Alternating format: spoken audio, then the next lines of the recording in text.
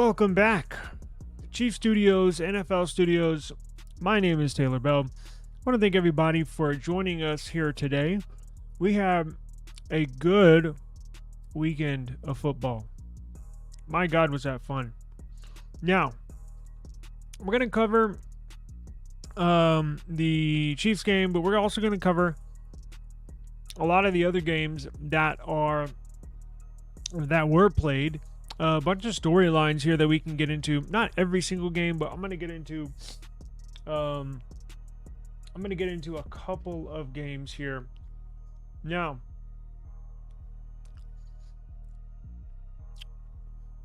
pardon me. Had a mint, got to freshen up. So, last night. I want to get into last night's game, right? Let me turn this volume up. There we go. I think everybody can hear me okay here. Last night's game, much anticipated. Hang on, let me make sure. Okay, we're good. Last night's game, much anticipated game, return of Aaron Rodgers. So, I wouldn't say a big Aaron Rodgers fan, but I love watching him play. I love phenomenal quarterback play. I always wanted to be a quarterback. Never was. Never had a strong arm. When I played high school football and YMCA football, I was a linebacker and a right tackle. So far from a quarterback. But I've always wanted to be a quarterback. So I love quarterback play. Aaron Rodgers, I would say, check this out. There's probably 5 quarterbacks, and the list has shrunken, has gotten smaller as time goes on. There's probably 5 quarterbacks I'll catch every single game. Just to give you a few, obviously Mahomes is number 1, but in no particular order after that. Aaron Rodgers, I used to say Russell Wilson when he still had game. Just guys that can really throw the ball. A beautiful ball. Aaron Rodgers, last night's game was frustrating if you are a Jets fan. If you're a 49ers fan, however, you were loving last night's game. So Aaron Rodgers, they came out. The frustrating thing for the Jets is they came right out of the gate, and I think they scored, was it on their first or second possession? I mean, went right down the field.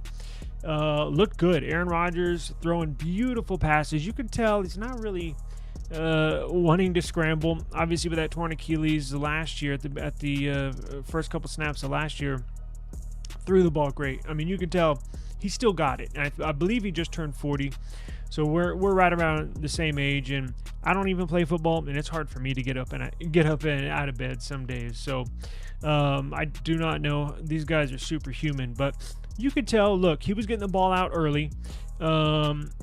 As I mentioned, went right down the field, looked pretty good, but that's when the Brock Purdy show begun. So San Francisco, they're just a better team, right? They have so many weapons, and they were missing Christian McCaffrey last night, but we'll get into that in a minute.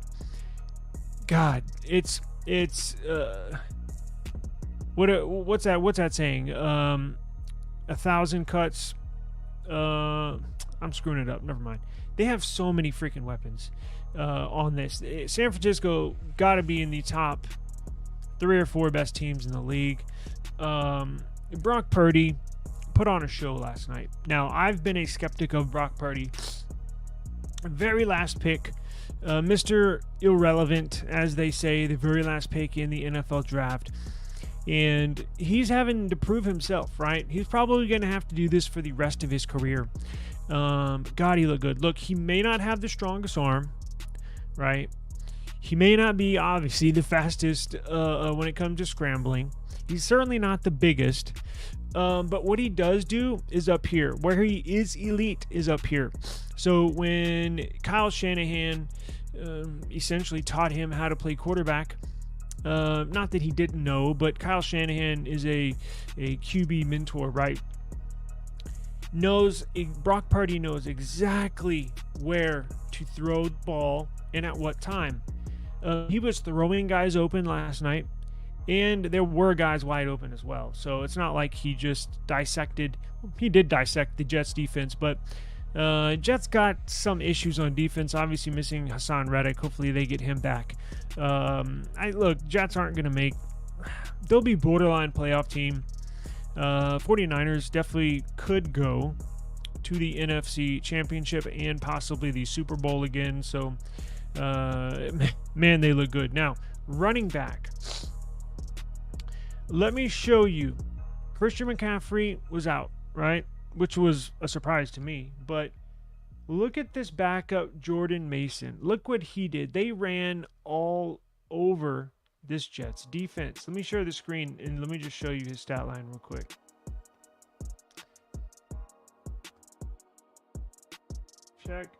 Check this out. Look at this. Jordan Mason right down here. So this is essentially Christian McCaffrey's backup. 28 carries, 147 yards, 5.2 yards per carry, and got a touchdown. They were handing him the ball over and over and over, which in turn sets up the play action pass. And that's where Brock Purdy picked the Jets defense apart. So Jets have a long way to go. Aaron Rodgers, I mean, he looked okay. He's certainly not their biggest issue.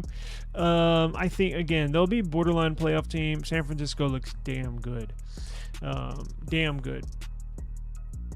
Now, getting into another good team, and I hate to say this, guys. God damn it, I hate to say this. Cowboys look good. Lord have mercy. Cowboys look good. I know. Now, we all know, probably going to look good in the regular season. Probably going to make the playoffs. And they're probably going to lose in the second round, like they do every year. So right before the game broke, I think it was like 10 a.m. on Sunday. 10 a.m. on Sunday, right before the game started. Press release comes out. Dak Prescott signs a new contract. Holy shit. $240 million. Now, I think most of it is guaranteed. I think 230 out of 240 is guaranteed, but as long as his play doesn't drop off a cliff in the next few years, he'll see all of that 240. In fact, he'll probably see another big contract. Look, whether you think he's good, whether you think he's average, above average, or whether you think he sucks, it's just a matter of time. With this quarterback pay, one uplifts the other, one leapfrogs the other. Whoever's next up that's halfway decent is going to get another record-setting deal.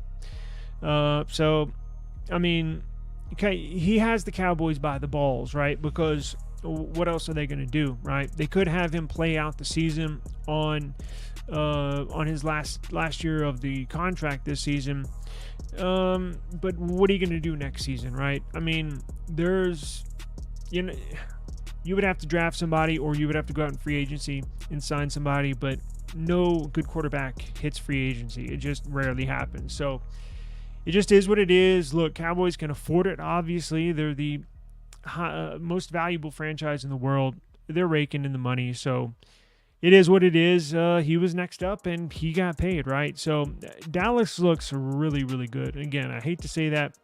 Not a big Cowboys fan. I love to see them bite the dust, basically. So defense looked good for Dallas. Offense looked good. Dak was throwing the ball, and that's another thing too. If you go into the psyche of and of course Jerry Jones had to steal the news of the day by leaking that news right before the game started. It puts a player at ease, right? So if you're going into a season knowing it's your last year of the deal, you may be trying to push the ball down the field more. You may be trying to get a few extra stats per game. Maybe doing a few extra things you're not typically used to doing just because you're trying to make the big splash, trying to have your name on the leaderboard when it comes to passing yards, touchdowns, statistics, basically, so you can inflate that number going in to your next contract negotiation.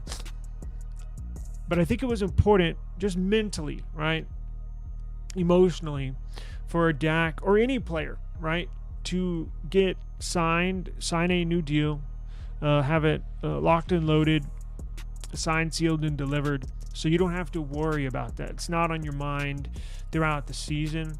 So he played great, and you could tell he was very at ease. And look, all Cowboy hate aside, if I'm taking all bias out, right, he's a decent QB. Now, I wouldn't select him for my team right now. Obviously, if you had all the quarterbacks lined up, and me and a couple of you guys were picking quarterbacks for their team, Dak would probably go in between 10 and 15, somewhere in there, right? 10 and 12 maybe. So it gives you a good idea of kind of where he's at. Look, what are his positives? Well, he's consistent.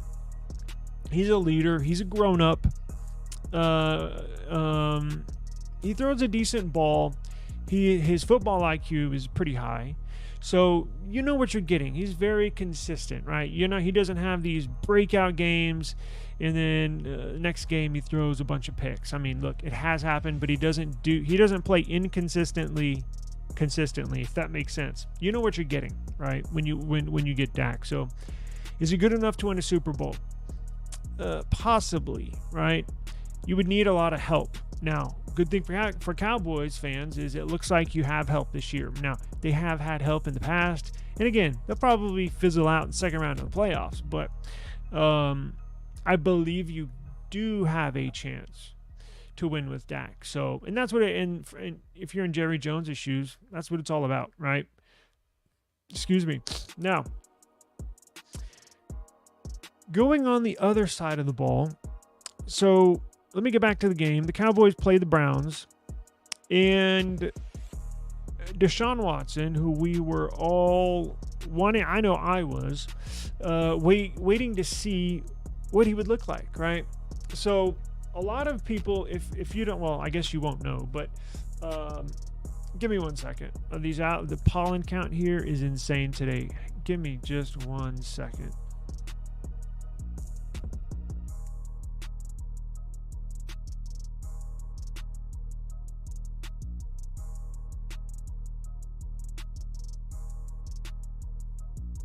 Whew.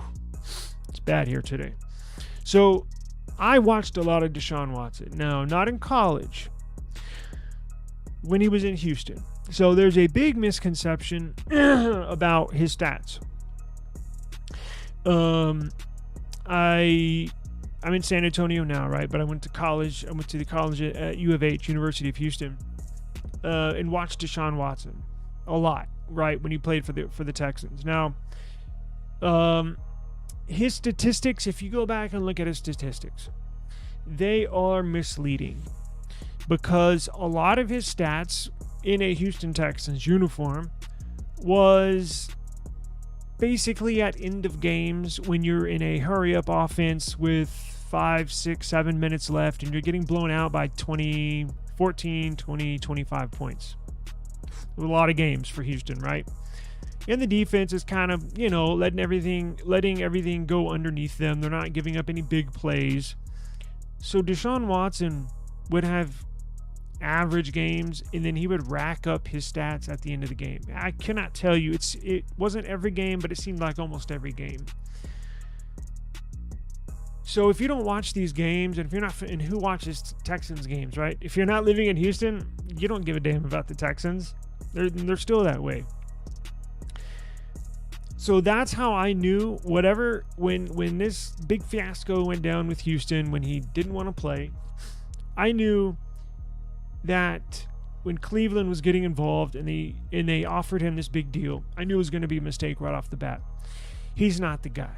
He's just not. I knew it in Houston. It's pretty clear. If you're a Houston Texans fan, which I'm sure there's maybe one or two watching, it was pretty clear he's Sure, he had flashes, and there were times he looked great. But all in all, if I take his every play that I watched in a Texans uniform, I would say, see what else is out there, right? Which is not easy to do, but he just wasn't the guy. Like, that's just it. I'd rather have Dak. Well, it's obvious now. I'd rather have Dak than Deshaun. I'd rather have a lot of guys than Deshaun, right? And then comes his off the field stuff. And we all know what happened. I don't have to get into it. But he played horrible yesterday. Absolutely horrible. Looked like a Division II college football player out there stuck in a NFL uniform. Didn't know where to go with the ball. Had to cut like literally 2-3 good passes out of, I don't know. Let's go pull up his stats. I got him right here. Okay, 24 of 45.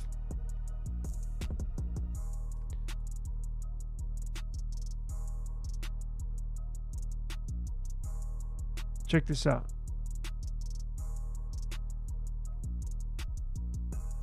24 45, 169 yards, 1 touchdown, 2 INTs. He looked bad. He looked really, really bad. And we were all waiting to see, look, he put all that stuff behind him and just 100% focused on football moving forward. Well, after the game, and the Cowboys blew out the Browns. After the game, well, now it makes sense. I see why he had a bad game. He was accused again from another female of doing inappropriate things to her, right? I'm sure you can guess what it was. So he had this allegation that broke after the game. So Deshaun knew that this was going to get out to the public. I'm sure his lawyers, his agent, have been in contact with the legal department, with her legal team, the accuser, and they knew this was coming out. So that's why he played so bad, right? In my opinion. He knew this was coming. His mind wasn't fully focused on football. Now, the Browns are screwed.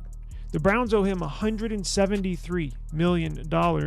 He signed a $230 million contract. I think it was fully guaranteed, no? With the Browns a couple years ago. He's owed $173. He's unmovable. He's untradeable. And he's basically unplayable. If I'm the coach, here's what I'm doing. I'm sitting Deshaun and say, take care of what you need to take care of. We want you focused 100% on football. And I'm throwing Jameis in there. Look, Jameis is wildly inconsistent, but wildly entertaining. I watched quite a few of his New Orleans games, and I'm throwing Jameis in there. Screw it. Hey, you can't get any worse than Deshaun Watson. So what do you have to lose? Throw him in there. Let's see what you got. So we'll have to see how this plays out. I don't know. He did settle. Deshaun Watson settled with 23, 24 accusers. It's hard to even imagine I'm saying that number, but sounds like dude's got an issue. Look, I don't know what happened. Was not there, so I'm going to withhold judgment, but it's just not a good look, I think is what I'm trying to say. Not a good look at all. Nobody. I'll leave that alone. I will leave that alone. All right. Now, another game that I watched. Bears-Titans. My. Caleb got bailed out by the defense. So, I said on record, I think Caleb's going to be good, right? I think he's going to be above average. I think he's going to fall a little bit better, like in 3, 4, 5 years. I think Caleb will be better than Dak Prescott. So if that gives you any idea of where you think I place him in the future, somewhere, if I said Dak was 10 to 12, 10 to 15, top QB, I'll put Caleb at like probably 8 to 12, right? He's not, I don't think he's going to be the best. If you can make it in the top 10 best quarterbacks in the world, you can win a championship, right? Especially with the defense Chicago has. They look really good. They bailed him out, got a turnover or two, scored a touchdown or two, and just bailed him out. He did not have a good game. He struggled. He was 14 of 29, 93 yards, no touchdowns. There were times where he was scrambling for his life, didn't know where to go with the ball. And it was almost night and day from, I remember watching his preseason game. Was it the 2 that I think he played in 2? He did not play in the Hall of Fame game. He looked pretty good. I mean, he had some throws he had that were jaw dropping, right? I think I've said that in the past, that I was like, whoa, where'd that come from? Completely different story. Now, so what's the difference? Well, playing against second and third string guys in the preseason, and when it's time to go week 1, it's the real deal. So look, he's going to be fine. I think he was nervous. I would be nervous. And it was the real deal. So now you go back, look at the tape. Now, the Bears did win, so you did get a win. But I think he'll be fine. Look, it's not common. Patrick Mahomes took this league by storm, and he was balling out the gate, right? Very first game he started, week 17. Was it 16 or 17 back then? Versus Denver, right? His rookie season started the very last game. He balled out on Denver, right? And beat Denver in Colorado. So very few players can do that. He's one of a kind. But that doesn't mean if you don't play like him, you can't have a successful career. And if you don't play like Mahomes, you can't win a championship. Those are not true. I think Caleb will be good. Again, he will be good. So we'll definitely keep an eye on him. Watch his progression, right? So that's what I love about quarterback play in the NFL. He'll grow. He'll mature. He's a smart kid. He's got a high IQ. He's a hard worker. And he'll be a good quarterback. So I can't wait to see what happens in week 2. Now, for our last topic. Pardon me. Baker Mayfield. Wow. If you have not seen the Washington Bucks and Tampa Bay game, go back, do yourself a favor. I promise you. Thank me later. Do yourself a favor. Go back, watch the replay, whether it's a condensed replay, something. If you have all 22, go back and watch it and thank me later. That was a thing of beauty Baker Mayfield put together on Sunday. I honestly was watching because I wanted to see how Jaden Daniels was going to do. I thought he was going to have a lot better game. And again, it's the first week. Like, what do you expect? And I think we expect too much out of these rookie QBs. I know I do. And Sunday was a perfect example of that, right? A lot of rookies struggled. But again, nobody plays in the preseason, so what do you expect, right? So you got to treat the first 1, 2, 3 weeks of the NFL season as a steep learning curve, right? But let's get back to Baker. So I watched the Washington game to see how Jaden Daniels was going to do, and wow, Baker Mayfield stole the show. He gets the game ball, Baker Mayfield, out of every player in the NFL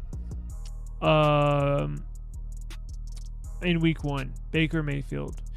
He was throwing dimes. He was dropping dimes like freaking Dan Marino out there. He looked better than Patrick Mahomes. And it wasn't just dropping dimes. He was leading players open. He was putting them in tight spots. His play action, oh God, man, he was on point. He was making those linebackers bite and then making the defense pay by throwing darts. Every pass looked like a flashback to John Elway. I mean, it was, whoa, where did this come from? So Baker goes 24 for 30, 24 of 30. So he threw 30 passes, and those 6 that were incomplete were not his fault. A lot of those were drop passes or batted down pass.